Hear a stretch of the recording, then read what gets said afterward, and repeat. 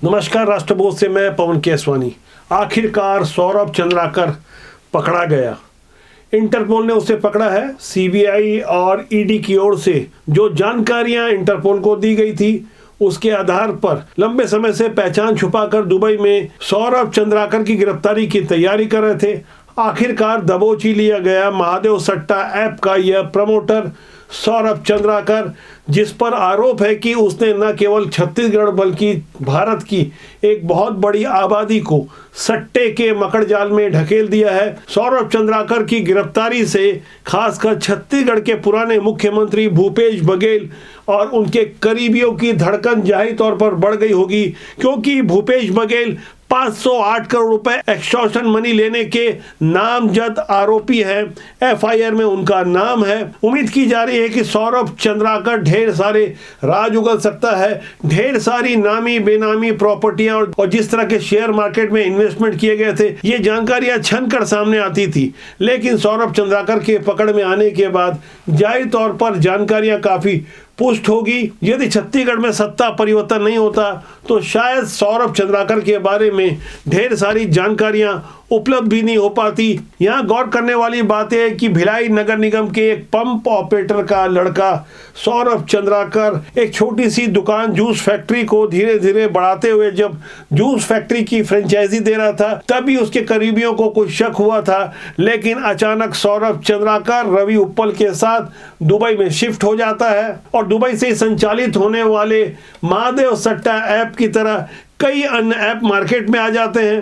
वैसे तो Mahadev batting app online सट्टेबाजी के लिए बनाया गया था। इस पर user poker, card games, chance game नाम से लाइव गेम खेलते थे।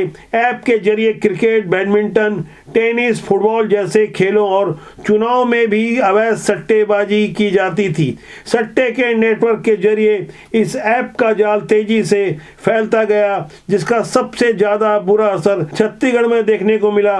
दरअसल इस सट्टे का ऐप पूरी तरह धोखाधड़ी पर आधारित था। जीतने वाला शुरू में तो लालच में फंसते जाता था, लेकिन पूरा मामला 30:70 का था। यानी पैसे लगाने वाला किसी भी कीमत पर बहुत ज्यादा नहीं फल फूल सकता था। हाँ, इसे जो खिलाते थे वो सब्ज बाग दिखाकर बहुत कम समय में तेजी से पैसे बना रहे थे। छत्तीसगढ़ के कई सफेद पोश और बड़े कारोबारी इसमें संलिप्त थे।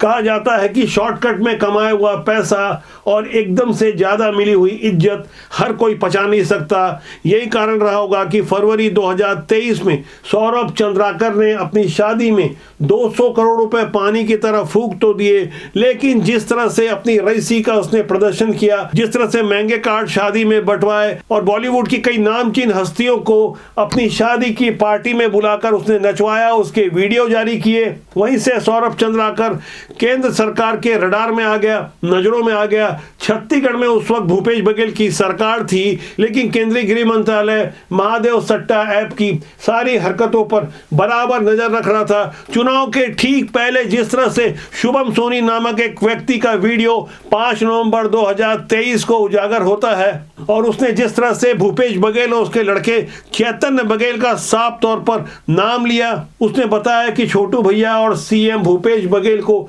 उसने पैसे दिए हैं। 508 करोड़ की रकम देने की उसने साफ साफ स्वीकारोक्ति की थी। चूंकि उस समय चुनाव का माहौल था तो कांग्रेस की ओर से एक स्वाभाविक सा आरोप लगाया गया कि छवि खराब करने के लिए शुभम सोनी से जांच एजेंसियों ने दुबई जाकर कोई वीडियो बना ली है। हालांकि जनता भी इस हकीकत को अच्छी तरह समझ चुकी थी। यही कारण था कि विधानसभा चुनाव के बाद लोकसभा चुनाव में भी महादेव सट्टा ऐप का मामला खासकर छत्तीसगढ़ की राजनीति में कांग्रेस की गले की फांस बन गया। उसके मुख्य आरोपी भूपेश बघेल और उसके करीबी थे। दरअसल महादेव सट्टा ऐप के आरोपी शुभम सोनी ने ईडी को एक मेल किया था जो एम्बेसी के जरिए सर्टिफाइड था। शुभम सोनी के मुताबिक महादेव सट्टा ऐप चलाने के लिए पूर्व मुख्यमंत्री भूपेश बघेल और उसके बेटे चैतन्य बघेल को 508 करोड़ रुपए दिए थे। शुभम सोनी के ईमेल और छत्तीसगढ़ पुलिस के पुराने एएसआई चंद्रभूषण वर्मा सहित अन्य गवाहों के बयानों से संकेत मिलने लगा। बयानों से पता चला कि कांस्टेबल भीम सिंह यादव ने लाइजनिंग मनी के भुगतान में महादेव ऑनलाइन बुक के लिए एक माध्यम के रूप में काम किया। बीते साल नवंबर महीने में जब छत्तीसगढ़ में विधानसभा चुनाव चरम पर था, तभी 2 नवंबर की तारीख कांग्रेस के लिए मुसीबत का कारण बन गई जब एक कुरियर एजेंट असीम दास की गिरफ्तारी हुई। भिलाई के उसके हाउसिंग बोर्ड स्थित मकान से करोड़ों रुपए की नकदी बरामद हुई। रायपुर के टाइटन होटल में भी छापेमारी हुई। इस दौरान करीब 5 करोड़ से ज्यादा की नकदी बरामद हुई थी। ड्राइवर असीम दास और पुलिस कांस्टेबल भीम सिंह यादव को भी गिरफ्तार किया गया। पूछताछ में आरोपी असीम दास ने करोड़ों रुपए कांग्रेस के नेताओं को पहुंचाने की जानकारी दी थी। इस साल की पहली तारीख यानी 1 जनवरी 2024 को ईडी ने सिपाही भीम सिंह यादव और ड्राइवर असीम दास के खिलाफ स्पेशल कोर्ट में पूरक अभियोजन परिवाद पेश किया था, जिसमें भिलाई के शुभम सोनी, रायगढ़ के अनिल अग्रवाल और रोहित गुलाटी को आरोपी बनाया गया था। जांच के दौरान एजेंसियों को एक बात स्पष्ट हो गई, इस पूरे मामले का कर्ता धर्ता कोई और नहीं बल्कि उस समय का सिस्टम था। जिस वक्त भूपेश बघेल की छत्तीसगढ़ में सरकार थी, कोरोना संक्रमण काल का समय था। 2019 में जब सौरभ चंद्राकर ने अपने साथ रवि उप्पल को मिलाकर सट्टे का ये अवैध धंधा शुरू किया, खासकर छत्तीसगढ़ के युवाओं को बर्बाद करने के लिए जिस तरह से शॉर्टकट पैसा कमाने का जरिया बनाया, तो उसके सीधे संबंध छत्तीसगढ़ के मौजूदा सिस्टम से होगा, क्योंकि बिना सिस्टम में बैठे हुए लोगों के सहयोग के लोगों को नहीं जोड़ा जा सकता था। भिलाई से निकले ये अनजान युवा देखते ही देखते जिस तरह से खासकर सफेद पोश नेताओं के लिए धन बनाने का जरिया बन गए, जिस तरह से पुलिस के बड़े बड़े अधिकारियों को मोटी मोटी रकम दी जा रही थी, मंथली पैसा बांध दिया गया था। एक लिस्ट भी सोशल मीडिया में जारी हुई थी, वायरल हुई थी। उसमें न केवल नेता, कारोबारी अधिकारी बल्कि कुछ पत्रकार और कुछ अनजान से लोगों के नाम भी इसमें शामिल थे। इसकी सत्यता की पुष्टि ईडी और अब चूंकि सीबीआई भी शामिल हो गई है, तो उसके द्वारा सौरभ चंद्राकर को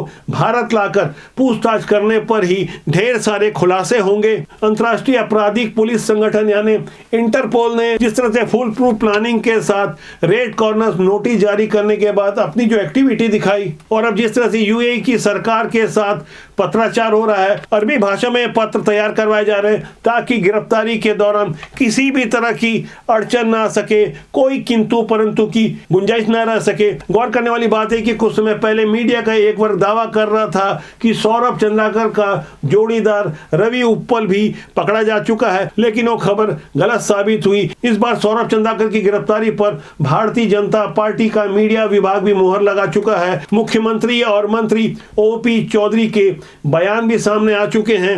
यानी कुल मिलाकर यह बात मानी जा रही है कि आने वाले 1 हफ्ते के भीतर सौरभ चंद्राकर रायपुर लाया जाएगा। उसके बाद जांच एजेंसियां अपने स्टाइल पर पूछताछ करेगी। इन दोनों केंद्रीय जांच एजेंसियों के अलावा राज्य की एसीबी और ईओडब्ल्यू ने महादेव सट्टा में 60 से ज्यादा लोगों को आरोपी बनाया है। महादेव सट्टा ऐप के मनी लॉन्ड्रिंग और हवाला केस में सौरभ चंद्राकर, रवि उप्पल, शुभम सोनी के अलावा अनिल अग्रवाल उर्फ अतुल, एएसआई चंद्रभूषण वर्मा, सतीश चंद्राकर, सिपाही भीम सिंह यादव, हवाला कारोबारी अनिल दम्मानी, सुनील दम्मानी, अमित अग्रवाल, नितिन तिबड़ेवाल, असीम दास, रोहित गुलाटी, पवन नथानी, विकास छापरिया, विशाल कुमार, धीरज समेत कई बड़े अधिकारी, कर्मचारी, विधायक, नेता, कारोबारी समेत अन्य पर आईपीसी की धारा 120B, 420, 467, 468, 471 और 12 PIE के तहत के दर्ज किया गया है। लेकिन 508 करोड़ रुपए की एक्सटॉर्शन मनी वाले मामले की FIR